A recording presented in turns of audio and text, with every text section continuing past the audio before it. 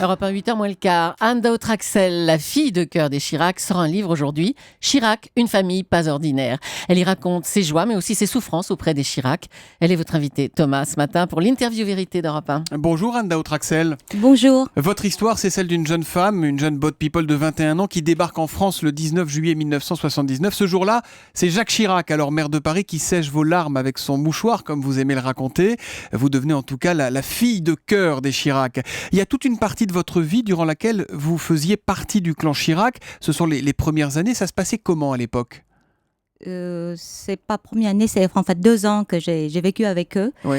De tout début, en fait, si vous voulez, il y a beaucoup d'amour, des vrais d'amour avec les Chirac. Vous étiez l'égale de Laurence et de Claude, les deux filles naturelles de Jacques et Bernadette Chirac ? Je n'ai pas senti une seconde qu'on est étrangère dans cette famille-là. Parce que je trouvais vraiment...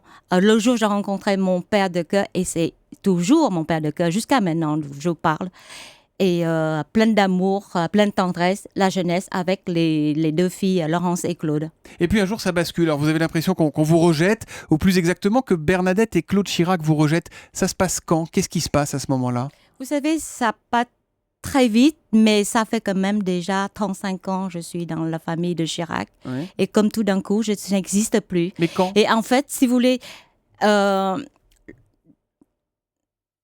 toutes les années que j'étais avec Chirac, jusqu'à le 7 mai 95, jour de son élection. Le jour de son élection, les rideaux est fermé, la porte est bien scellée et je ne peux plus passer. Et qui a voulu fermer la porte alors ? C'est Jacques Chirac lui-même ? C'est Bernadette Chirac ? Non. C'est le jour que l'ai élu. J'étais au camp que j'ai avec lui.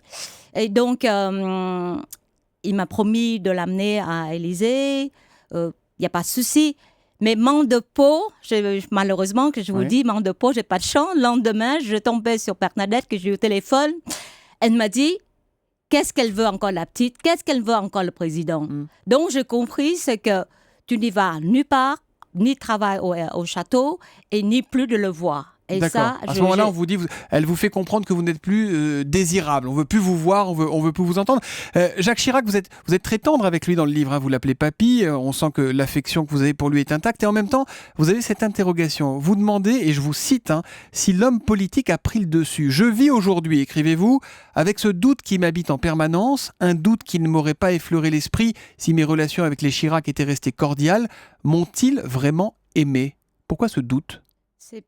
En fait, si vous voulez, quand j'ai écrit, je posais tout le temps les questions. Rappelez-vous que le premier livre, je lui demandais pourquoi il m'a choisi.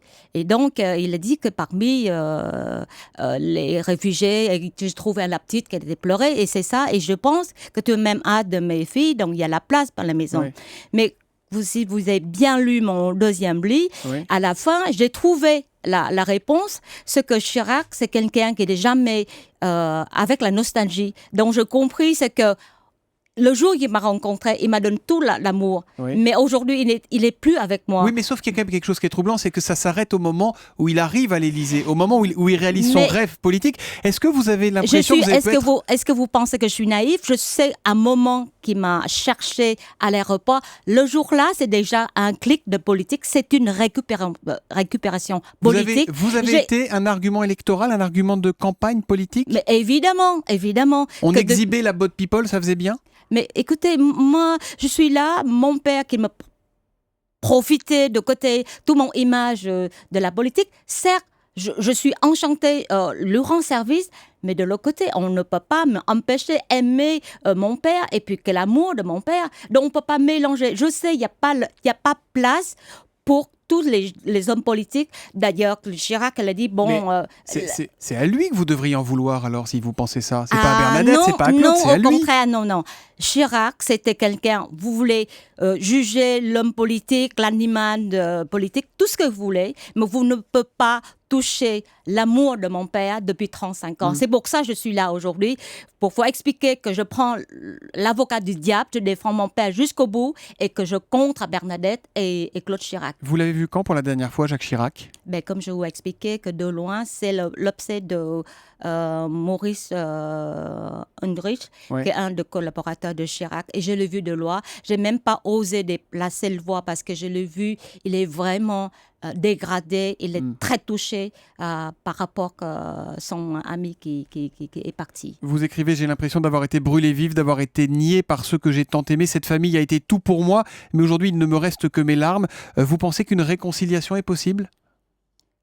Je ne sais pas, mais je souhaite en tout cœur, il fallait absolument, écoutez, je voudrais absolument trouver l'homme qui m'a cherché le premier jour à l'aéroport et que je voudrais absolument trouver cet homme-là parce que cet homme qui vit que le présent et justement, je veux absolument mettre à côté pour lui rendre service. C'est mon engagement que maintenant, Bernadette et Claude, s'il veut bien, s'il veut pas, c'est sa façon d'être. De toute façon, je n'y peux rien. L'appel est lancé. Merci Anne Daoud-Traxel d'être venue sur Europe 1 ce matin. Votre livre s'appelle Chirac, une famille pas ordinaire, les confidences de leur fille de cœur.